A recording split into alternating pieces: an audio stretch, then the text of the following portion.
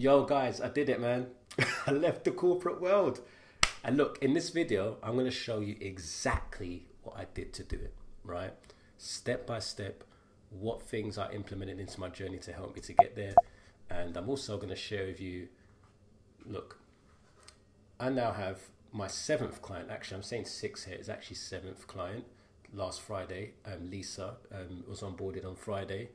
And in this video, I really want to show you how I was able to leave the 9 to 5, because I was really in survival mode, guys. Like, I really was like, yep, this is like, I have to stay in here until I've got some emergency fund and savings, and then I could leave. Like, I was kind of in that mode for a very long time, right? And something clicked for me to not do that and follow my gut and leave without the emergency fund, start this coaching business, and just trust that it was going to work.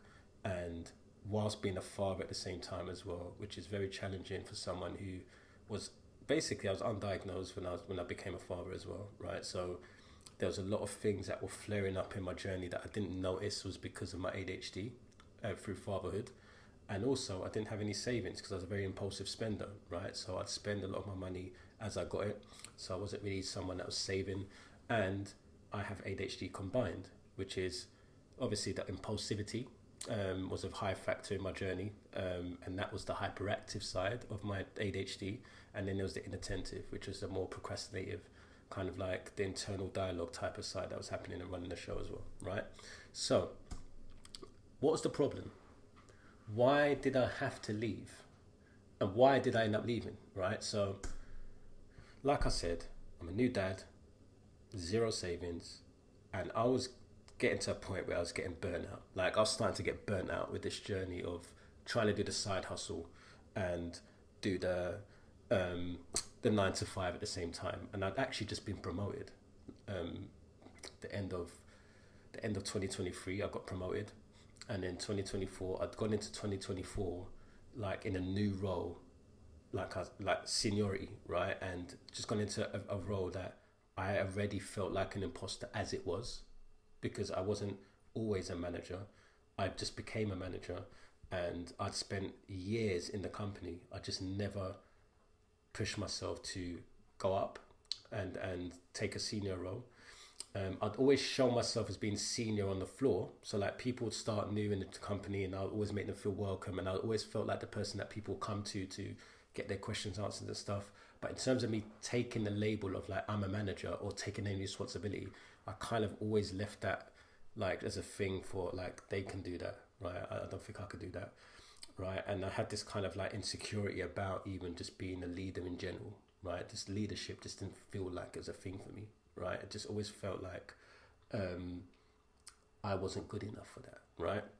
So I had to get rid of that. Of course, that was a limiting belief that I had to get rid of.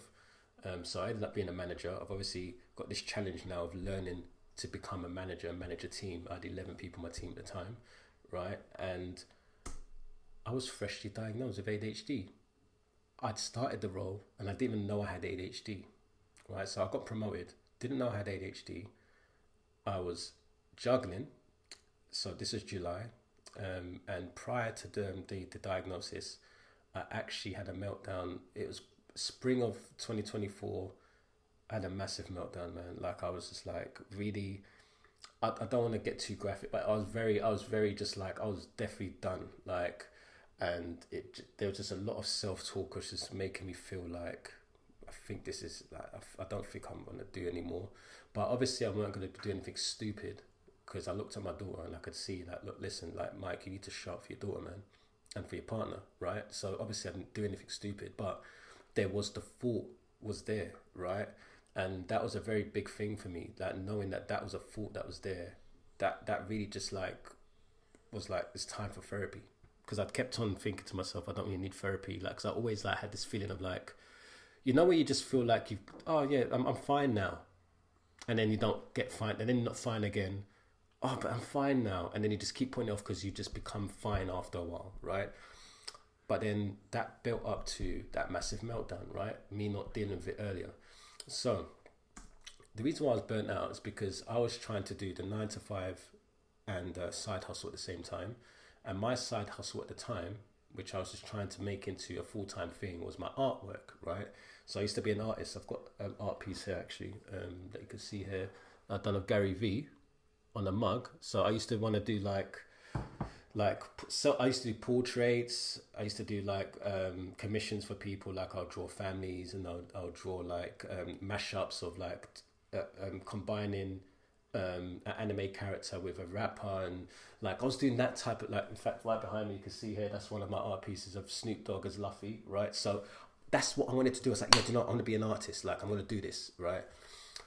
But what was happening is I was burning myself out in the process, because I obviously all the time that I had before my shift I was doing my drawing, and then after the shift I was trying to get some social media in there, and that's looking like a 12-13 hour day every single day, right, for a good year or two. Like I was non-stop doing that for a while. And I had a really massive social media following on my art account because of the artwork that I was doing at the time. And I started to feel really under pressure to deal with all of the requests for people wanting me to do artwork for them. And I was very consistent in some aspects of my journey of art, and that was the only time I was ever really consistent, was when I was doing a series. So I'll do a series, and that's how it grew in the first place. Like I was doing a series of like, I would draw one anime character a day for like a year, non-stop. I was always really like into streaking, like yeah, I just want to maintain my streak, right? And that was one of the things I didn't know was an ADHD thing, but obviously now I realize it is now. And at that point, like I said, I was burning myself out, and I'd gone to therapy, and in therapy it helped me to kind of understand that I might have these traits, because it wasn't just my partner saying it, but it was my therapist saying it as well. But my therapist was like, you've got a lot of trauma that we're talking about in here, but there's a thin line between ADHD and trauma. So we need to kind of get an official diagnosis. I'll recommend it. So my partner helped me to find somewhere that I could get this official assessment.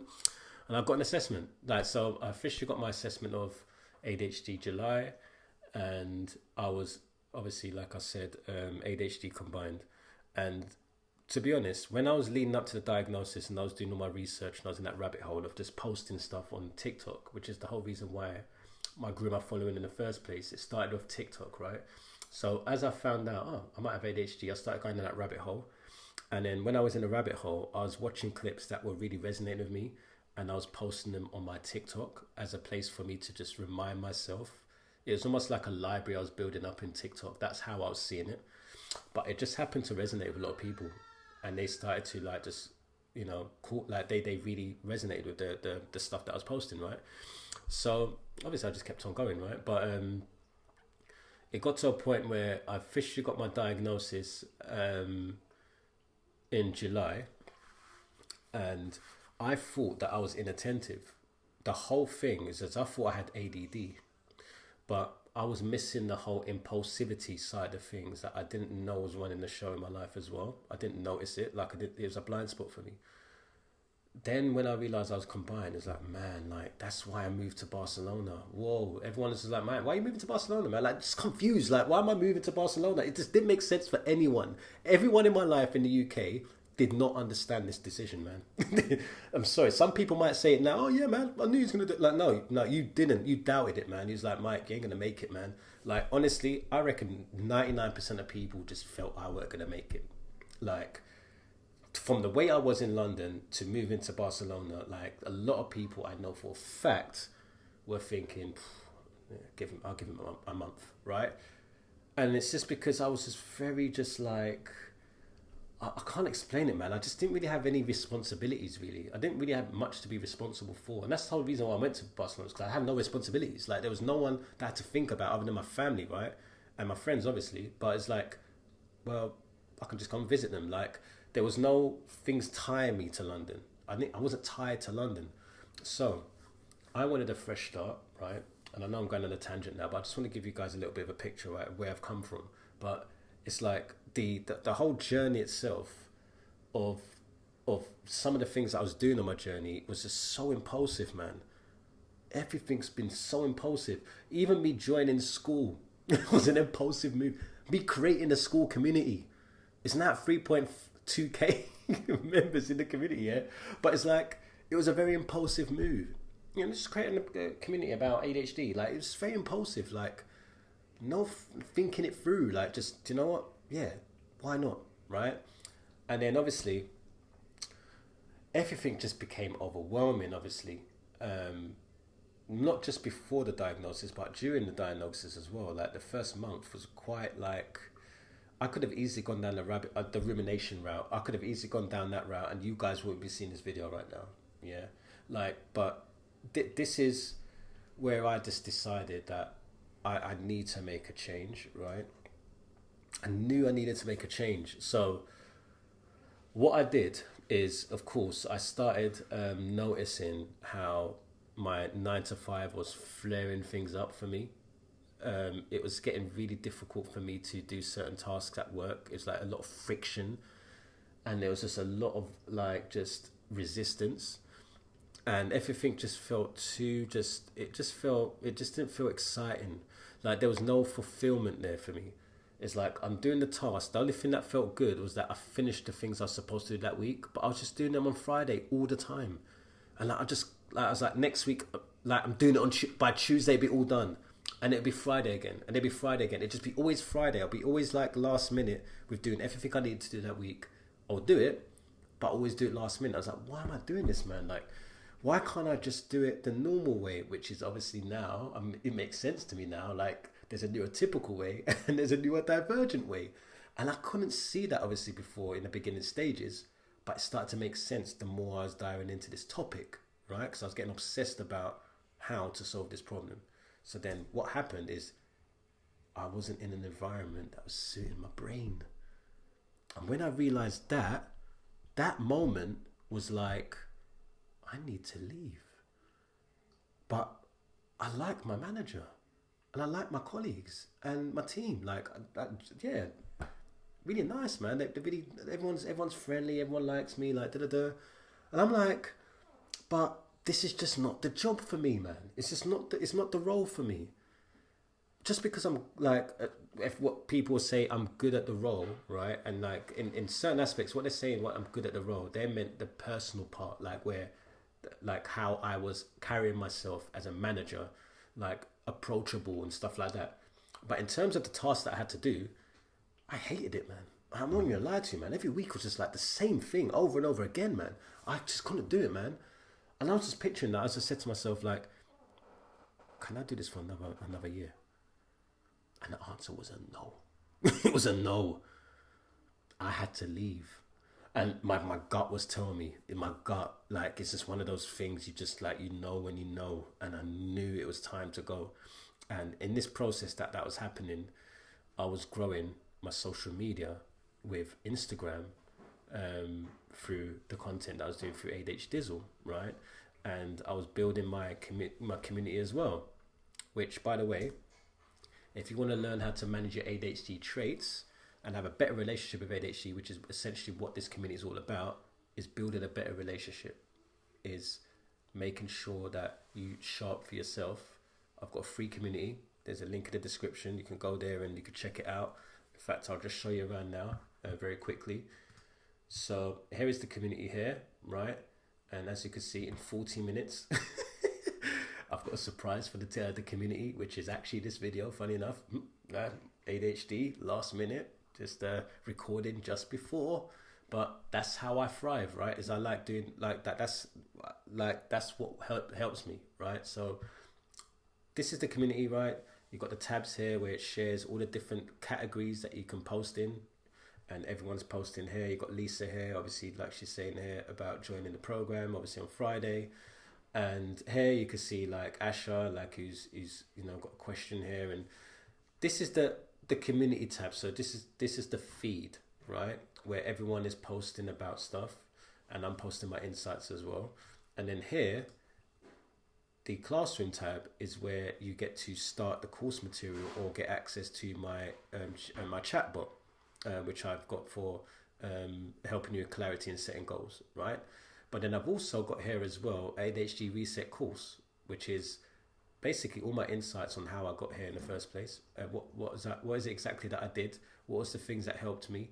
And obviously you can see the acronym of awareness, direction, habits, dopamine, and it just touches on those subjects specifically. And you can see here, obviously, the lessons. There's 5 lessons for each. So you could do it in one day. Like, it really is just one of those things that if you just want to watch it all in one day, you could. But for most people, that might be overwhelming, right? But then here you've got the calendar. Obviously, I showed you already the calendar. And then you've got here the map, which shows you everyone that's inside of the community. So you can see here everyone from across the world, even someone here. Where is that? Where's that? Someone on a boat. Like, I don't know. Like, so yeah, like this is where this is, you know, you might be able to connect to someone that's in your region or your town, city, country. And then the last thing here, you've got here a leaderboard, and this leaderboard, of course, is based on the points that you get in the community. So when you do a post or you do a comment, if someone likes that, you get 1 point, right, for each like that you get from a comment or a post. And obviously you can see here people accumulating points, right, on the leaderboard here. So you can see Rebecca crushing it, and you can see that she's creeping up to being the all-time leaderboard at the top here, right? So yeah, and then there's obviously perks as well. So you can get the inner circle calls. If you get to level 6, you can get my dashboard that I use, the ADHD Notion template, be at level 7. And then you can get the ADHD reset system, which I'm going to speak about and towards the end of the video, the system that I'm actually using, so I can explain it. And of course here you get a GPT, like a bonus GPT that I use. That's one of the distinctions inside of the course on the journaling, that I was, how I do journaling. So yeah, this is the community. I just want to give you a quick rundown of where it is and how to take advantage of it. Like, just if you're interested, just join and introduce yourself. So let's get back to the video, right? So what happened next? This is the thing now, like what actually happened next. So I've obviously had this awakening, like, yeah, you know, like I need to leave this environment, like as much as I don't want to let my manager down and all that's running the show, right? Self-sabotaging, crazy, just thinking about other people pleasing, like let's suffer and retire here, not wanting to, just to help please people. Like, I can't live my life like that anymore. So I had to make a decision. It was one of the hardest things I had to do, is just look at my manager in the face and tell her that I need to go. But I will say this one thing, is that I had an unpaid leave, but the unpaid leave was 2 parts to it. So one part was a personal reason in regards to my family, because me doing what I was doing, juggling the two, was actually impacting my family life massively, to a point where I must end up breaking up with my partner of 10 years, right? And that would have affected obviously my daughter, and all of that for me was just like, it's not worth it. It's not worth it. So I have to choose. Is it 9 to 5 and go all in with this 9 to 5, do the best I can in it and retire here? Or do I just go on an unpaid leave and see if I can make this work full time and be with my family at the same time, while my partner was going through a really, really tough time for personal reasons, that I wanted to be there to support her and be more with her, right? So obviously what I've done is I decided that I'm going to do an unpaid leave, and obviously I'm not going back, right? Because I obviously told I'm leaving, but it's like the unpaid leave was the thing that was, if you want to call the cushion, and it's to respect my partner. Like, it was to support her in that moment that she needed me, 1, and 2, let's not do anything crazy where this doesn't work and we're now broke and we can't pay the mortgage, right? Obviously, in my head, I'm like, this is going to work. There is no plan B.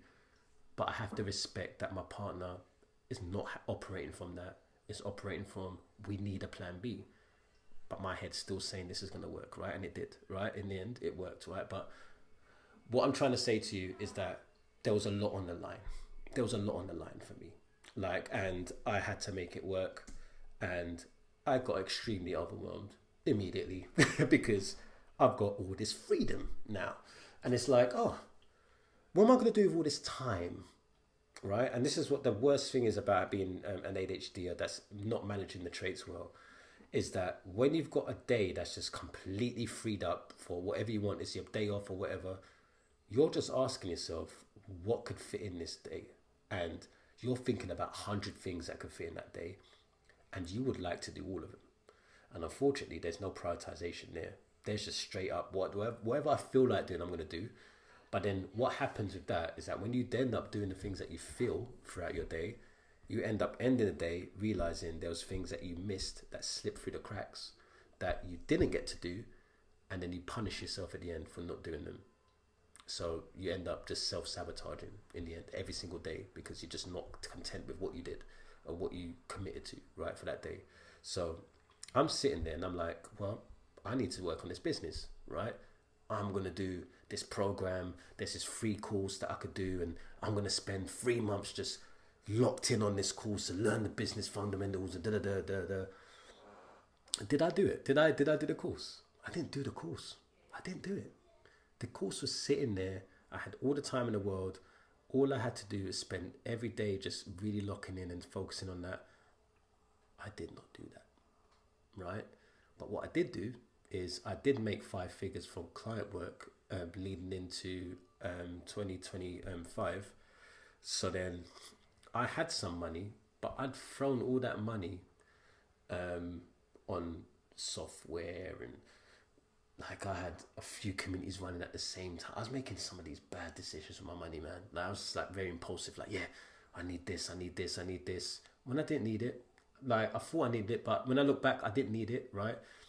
The only thing I needed, really, if I'm honest, is the thing I'm going to tell you in a moment. But but what I did is I purchased certain things that I thought I needed, and then I also had a program that was just basically based on impulsivity, where I'd grown a social media following, and there were people who loved that I did that and wanted to know how I did that. And I had an offer where I was going to help them to do that. But then what I didn't realize is that when I do that for someone else, it stops me from doing my thing, right? And I slowly learned that I can't do both. I can't, right? And I was not delegating that. I was going to do that myself, which meant I stopped doing content, which meant that there was no way for me to grow my business, right? And I'm spending all my time avoiding, resisting this client work, right? To the point where I made one of the biggest mistakes that I felt on my journey as a, if you want to call it entrepreneur or infopreneur, whatever you want to call it, right? A coach, where I realized that what I was trying to offer was a roadmap to where I got to, right? As a result of my social media following and getting them to do the same thing that I did. But then me doing that for them was a very big mistake that I had to learn the hard way, because it made me resentful doing the work, which meant that I under-delivered, which meant that I had to refund this client, right? And when I refunded this client, it stung. It really stung, because I'd worked 6 months, right? 6 months, but I just wasn't doing the work that was required.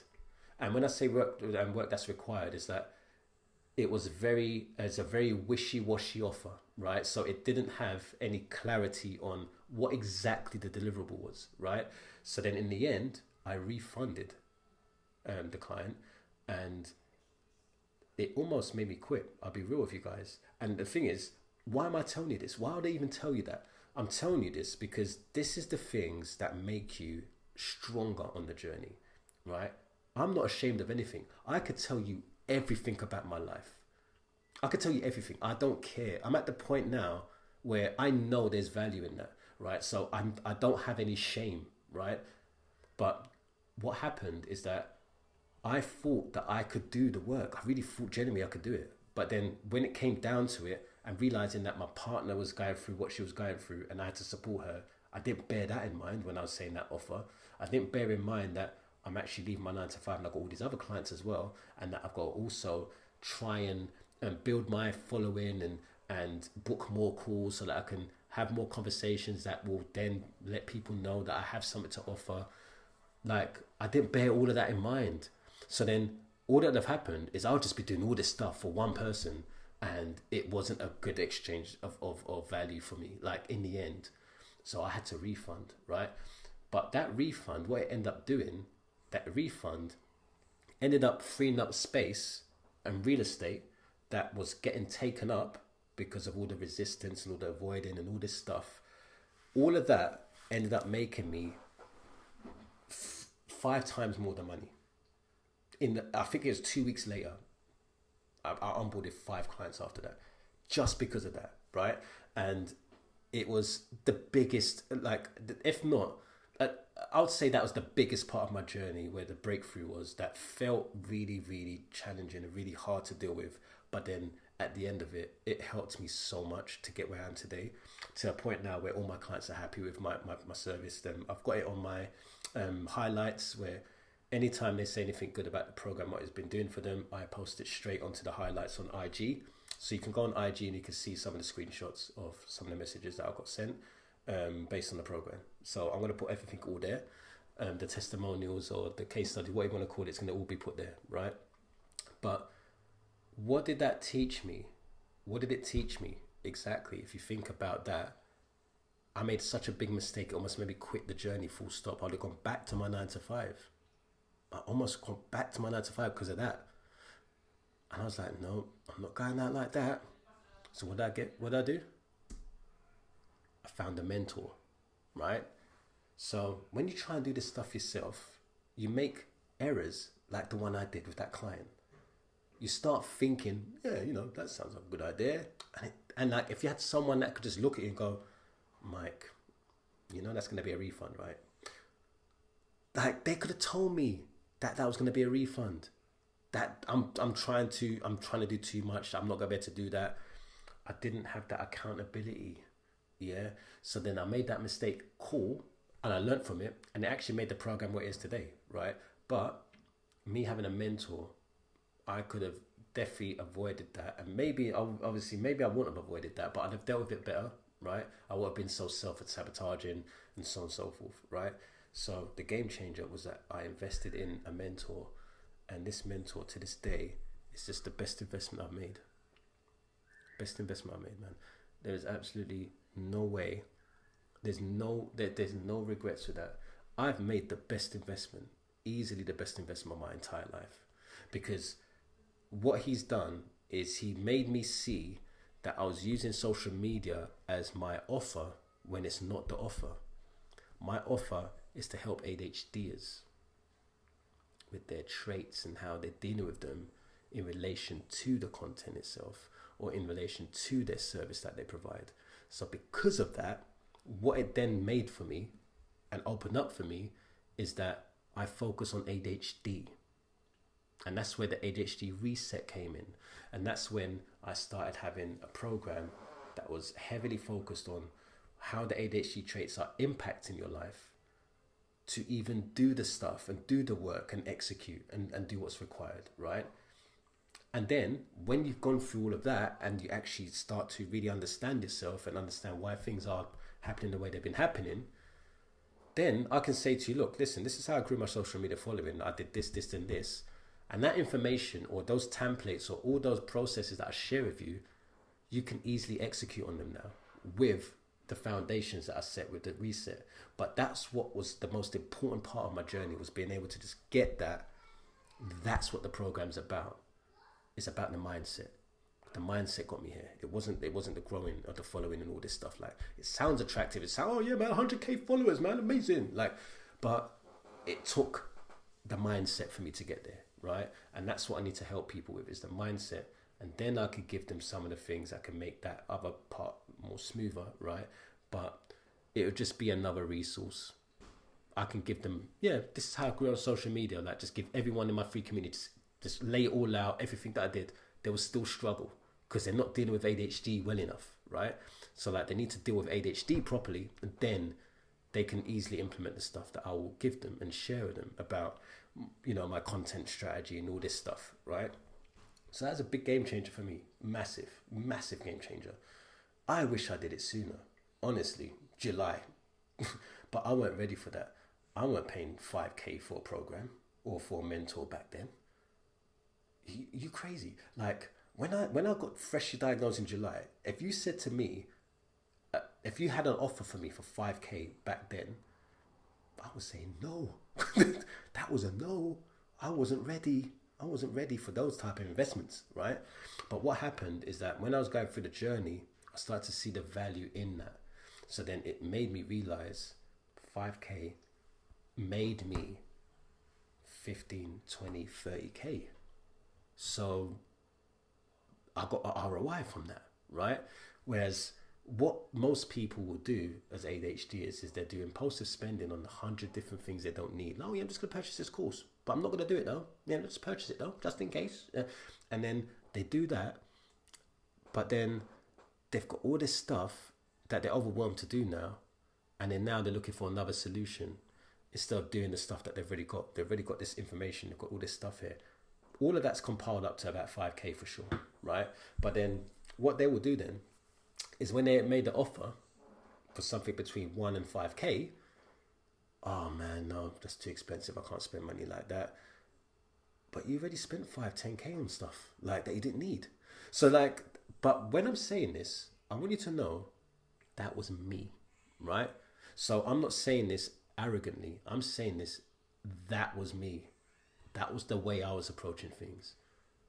No, I'm okay, man. I don't need this investment. Didn't see the value. But then the next week I purchased something that was just completely just like a shiny object that is still in the email. I haven't clicked to sign up yet. Like the thing's just there collecting dust. Even forgot what the product's name was and all this shit. Like, guys, like this is what ADHD looks like if you don't have it managed, right? And that's why I do what I do, because I need people to see it. And they see it in their own time. They're going to see it whenever they're going to see it, right? Just like I did. Like I didn't see it in July. I weren't ready in July. But I was ready the end of the end of the year. It made a lot of sense to me, right? But what changed? Why was I doing a 5K investment with someone? Comfortably, no brainer. The money wasn't even in an account. I had to look for that shit. Like I had to make that work. Yeah. How did I go from hell no to hell yeah? It's not in my account, but I'll find it. I'll find a way.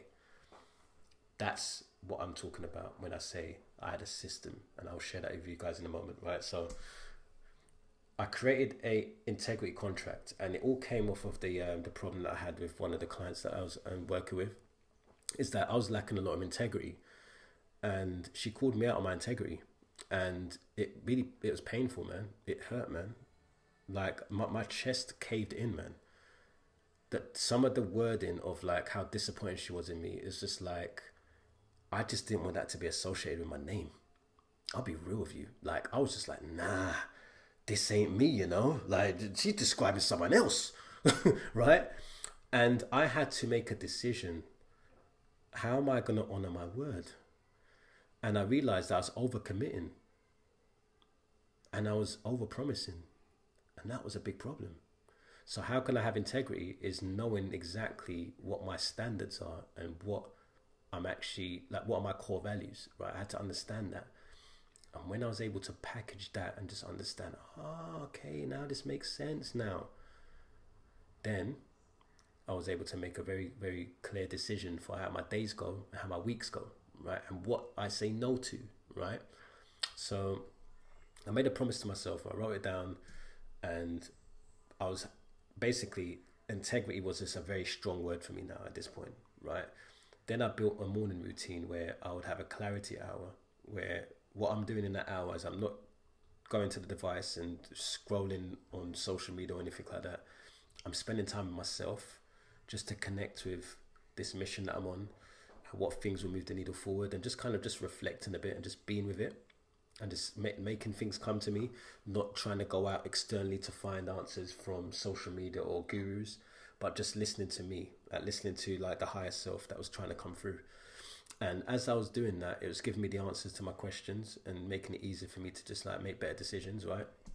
So then what I did is just like time blocking, and my time blocking process was just very straightforward. It was really about really focusing on the constraints, the bottleneck, right? And it was making me very intentional with my days, because it was like, it was making me very like rigid, like when I say no, it was making me very strict about what goes in the slots, because I could see how much room was available, and there wasn't much room. But when we're time blind, we don't really see that. We just see, oh, 24 hours, plenty of time. But we're not factoring in, something that might happen, meltdown with the daughter, she might not want to do that specific thing that we're saying, oh yeah, it'll take 5 minutes. No, it might take 30 minutes. It might take an hour, right? These are all things that I had to just learn over time and end up creating the calendar that I have today. And I will do videos on this, on how my calendar setup is. My calendar, I'll just give you a quick rundown here. You can see my calendar for this week already so far. It's only Tuesday, and that's what my calendar's looking like for the moment. But yeah, like basically I was able to just really be very clear on what goes in each slot and just be very and that wasn't me before. So I'm telling you now, yeah, at the beginning of the year, I didn't have a calendar like that. The calendar did not look like that. Like, it didn't look like that, man. Guys, I didn't have one. How about that? So, guys, I'm telling you now, yeah, the system works, right? And I was able to cut out the noise. And that was a big part of my journey as well. And how I cut out the noise is I just unsubscribed, unfollowed everyone. Like, on ADHD Dizzle on IG, you see now, like, I'm not following anyone there. I'm not following anyone on Skool. I unfollowed everyone. I didn't care about people's feelings. Oh, he's unfollowed me. Like, I didn't care about all that. I need to focus on this. I need to focus on making an impact on my clients. Like, that's as simple as that. They paid me for this. I want to give them the best service I can. And I want to make sure that I get to the bottom of what's going to end up getting in the way of them being who they want to be. Right? So that was really important for me. So I cut all the noise, all the distractions of my people trying to sell me stuff from left, right, and center. And I just said, like, fuck you all. Like, I need to focus on my shit. I was even saying no to collaborations. There was a big account, big one. Like, oh, I looked at the following. I was like, oh, all right. And they were just like, oh, do you want to jump on a call so we could do a collaboration? I said, no. Why did I say no? Clients. That's all I care about right now. The rest of the year is clients. That is it. Don't want to hear no opportunities from anyone else. I want a program right now from my mentors that, in my opinion, is the best on the market right now. I invested my money there. And I'm happy with that investment. I'm just sticking through that training that I'm doing for that. That's the whole reason why I've even got this YouTube video coming out in the first place, because they help me to focus on the right things and do the work, right? Everything that they've shared with me has helped me grow my business. Now I'm doing social media. I'm now going to take on YouTube. I love this platform. I've always wanted to do this platform. You can see videos back then. I loved doing it. I just had no structure. I have structure now, right? It makes more sense for me now. I was also doing daily reflections as well. So like a big part of my ADHD that I realized that I had to tap into is doing walking and reflecting while I'm walking. So movement's a very important thing for us. It helps us to process things better. It helps us to stay calm. So my morning walks were just amazing. Like, I'll come back really pumped, super excited to just get at the desk and start doing the work. And it was all because I had the chance to just reflect and not have any distractions. And I was very protective of my focus time, like I said. So I just try and make sure that I just have like only meetings that are really important, that I'll jump on, networking calls that I really felt were just like, I really genuinely wouldn't mind just being on that call, and just removing anything else that was just distracting me from just the purpose that I'm on, right? So let's get into the system, innit? But what is the system? I spent 38 minutes talking about the journey. Just want to give you guys context. But now let's talk about the system. And this is a system. This is a very simple system. And it's a practical system that helped me escape the burnout. So I'm not experiencing any burnout right now. I'm posting every single day on IG. And there is no burnout. There is no like, oh man, there's none of this like worrying. Like, I don't worry. Like, I'm fine, right? I'm comfortable. Like, I could literally just do this forever now, right? I've been very active on social, on Skool as well. I've been active for over 400 days, daily activities, on Skool. I can show you now quickly. I don't know if it will do it. I'd have to go here, right? So you can see here, that's a whole entire year. I've done more than that. I've done over 400 days, right? So the system that has helped me to stay consistent, not just on Skool, but also on Instagram. And now it's going to be YouTube, because this is my first of a weekly segment I'm going to be doing on YouTube. And I'm going to be doing this for maybe what? I don't even care. Like basically for 4 years, right? For years. I don't have how, like, I'm going to be doing this. I'm just going to be doing this, right? This is going to be a weekly thing, right?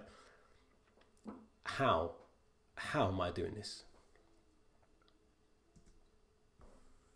A is for audit, right? What's not working? That's what I do all the time. And I'm always looking at what's not working, man. What's not working on this journey? Like, where's the friction? Where am I trying to avoid all the time? What's draining my energy? Why have I got this big, massive zit spot on my nose? What's my body telling me? What was it that I've been eating? Well, I felt like I've been working really hard, and I thought that it'd be nice for me to just say, do you know what? I'm going to have some cakes. I'm going to have something like sugar and ice cream and all that stuff. And being an ADHDer, I thought, yeah, it'd be fine. Being that, before I'd done that, I'd actually done a detox for 30 days of sugar. And people were like, Mike, how did you lose all that weight, man? Like, and just like, Mike, man, you've lost a lot of weight, ain't you? Like, when I'd done the detox, and then after I finished the detox, I was like, do you know what? I think I've been working really hard. I feel I deserve like a little cake now and then. Now I'm getting all this. Like, so it's back to the detox again. It's back to like just getting rid of those damn sugars, and then just being very, very limited on what I do after that 30 days, right? So you're going to see me doing that again in September. But these are things I'm looking at. Like I didn't look at that before. I'm just worrying that, do you know what? I like the flipping cakes. I'm just going to eat them. I don't care if it's going to be breaking out my face and, you know, I'm going to get this dad bod and all this stuff. I'm not really thinking like that, like in the moment when I'm doing all this binging of eating and all this stuff. But I'm now very conscious about it because I'm auditing. I'm auditing what's going on. And I'm looking at where the friction is. I'm not looking at all the lovey-dovey bits. I'm looking at the bits that are really challenging. I'm tackling them. So audit was a very important part for me. And that's what I do with my clients as well, is that we audit what's going on in their week. And then I speak to them on the call about the friction, the bottlenecks, and we resolve them.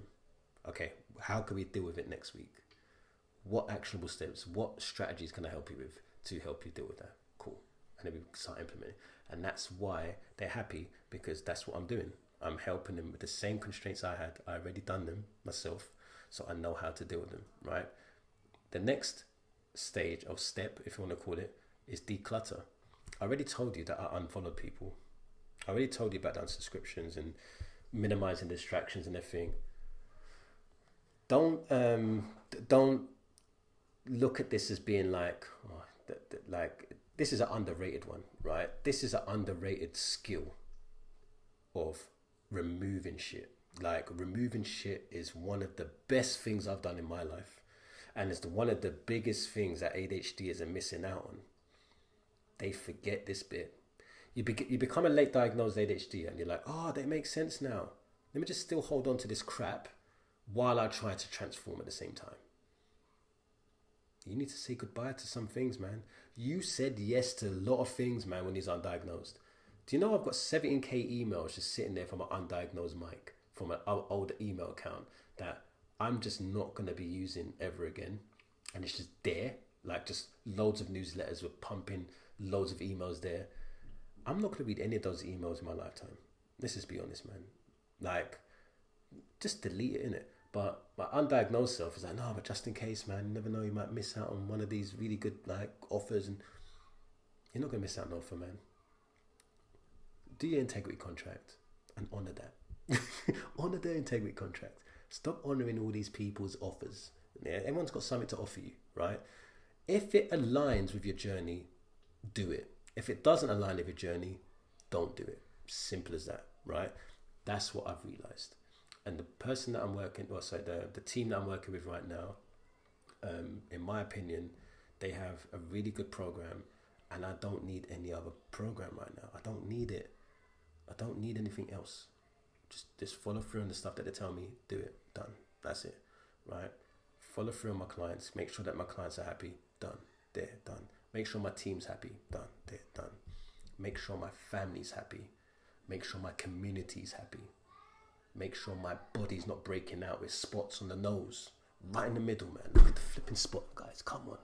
Look at that, man. It's like I've got a double. Look at the nose. Look at it, man. I just don't care. Because this is my first video. And hopefully the next week's video I ain't going to have the spot anymore, right? So, but yeah, look, guys, I just like, this is how I like doing my videos. So yeah, hopefully you like it. But anyway, whatever. Like, second step, honor. Honor your word. You promise that you're going to do something, do it. If you're not going to do it, just look at why you're not doing it. And that's the whole reason why I do a program in the first place, because people say stuff and they don't do it, man. You know? This looks like it's breaking out, so I hope it's okay. Yeah, so basically honor your word, right?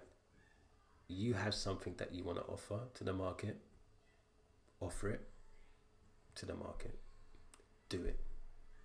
If you're doing a business, right? I can see this breaking down. I'm not gonna lie, I'm a bit worried that this ain't gonna record, you know, but let's just keep this in, keeping it real and authentic. So honoring your contract, honoring your energy boundaries, honoring your priorities, right? Drive. D is for drive, and drive is what's driving you to the right direction. What systems do you have in place to drive you into the right direction? Are you setting goals that are very intentional, that have a project that's attached to it, that then has a schedule that you can go by? I call that the GPS framework. And if that's the case, make sure you're using that and honoring it every week. And just looking at what needs to be prioritized. Obviously, YouTube video was the thing that I wanted to prioritize, so I'm doing that now, right? So this system is built for ADHD creators who are tired of the chaos, man. They're tired of all these rigid systems from these productivity gurus. There's nothing wrong with what they're talking about, man. It's just that some of it doesn't really work for our brain. And I use this for me. I use this for my clients.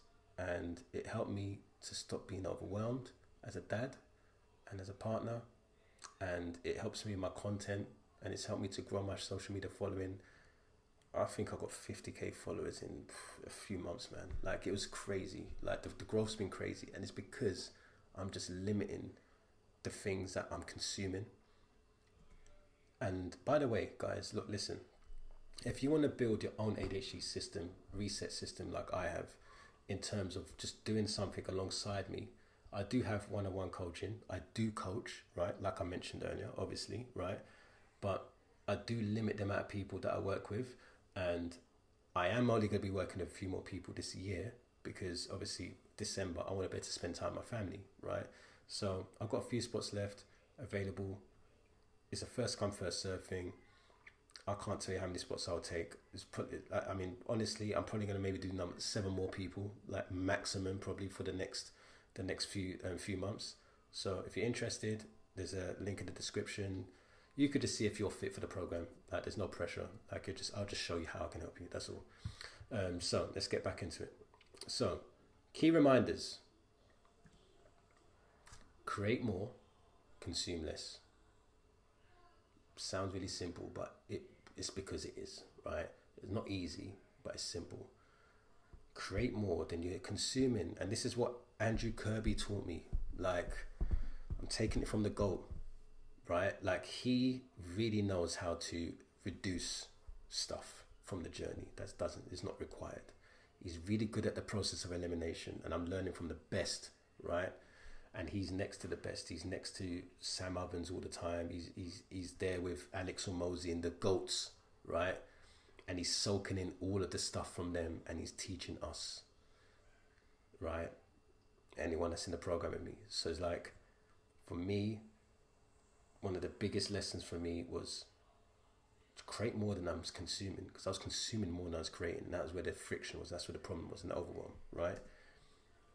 And then there's, your ADHD is not a limitation. For a very long time, I used to think that I'm limited to what I can do because of my ADHD, when actually it's an unfair advantage for me. It's an unfair advantage that I didn't see until now, right? Going through this process, I've realized that it's given me a massive advantage over most people who are not neurodivergent, right? And you're not broken.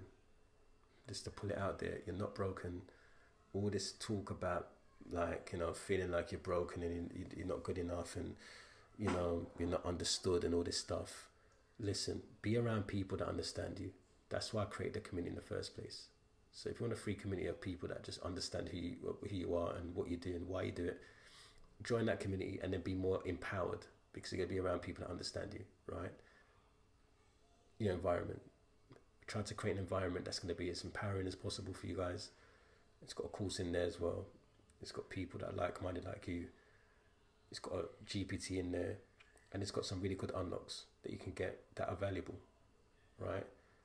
Maybe 500 to 1,000's worth of value in those unlocks. So yeah, with that being said, if you like this video, you know, just spread some love, man. Let me know that you're watching and that you enjoyed the video. Subscribe and all that good stuff. I'm learning how to do all those CTA stuff, and to be honest, it doesn't matter, man. To me, it doesn't really matter.